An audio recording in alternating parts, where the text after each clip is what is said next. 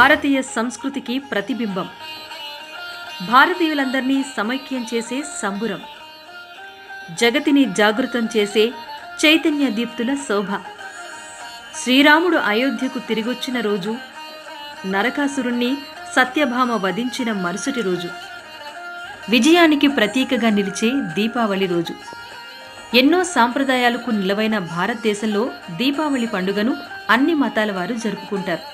ఉత్తరాదిన 5 రోజుల పండుగగా, అలాగే దక్షిణాదిన 3 రోజుల పండుగగా దీపావళిని జరుపుకుంటారు.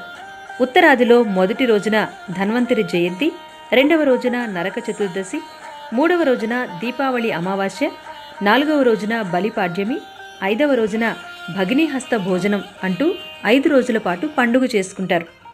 ఇక దక్షిణాదిలో 3 రోజుల పాటు దీపావళి పండుగను జరుపుకుంటారు.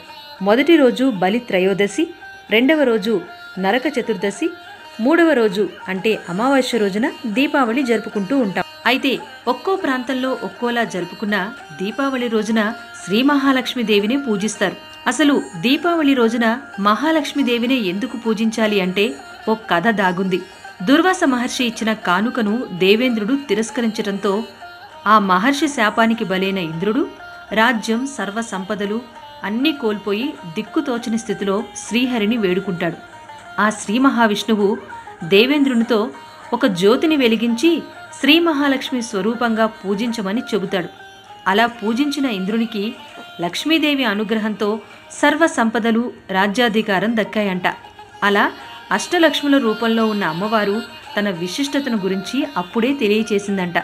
అందుకే జ్ఞానాన్ని ప్రసాదించే దీపాలను వెలిగిస్తూ అదే రోజున శ్రీ మహాలక్ష్మీదేవిని కలశంపై అమర్చి పూజించటం వలన సర్వ సౌభాగ్యాలు సిద్ధిస్తాయని భారతీయుల విశ్వాసం.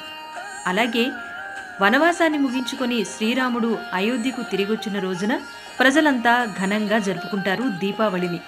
దీంతో పాటు శ్రీకృష్ణ సమేతంగా సత్యభామ నరకాసురునితో యుద్ధంలో పాల్గొని నరకాసురుణ్ణి వధించిన మరుసటి రోజున దీపావళిని జరుపుకుంటారు గోకులంలో.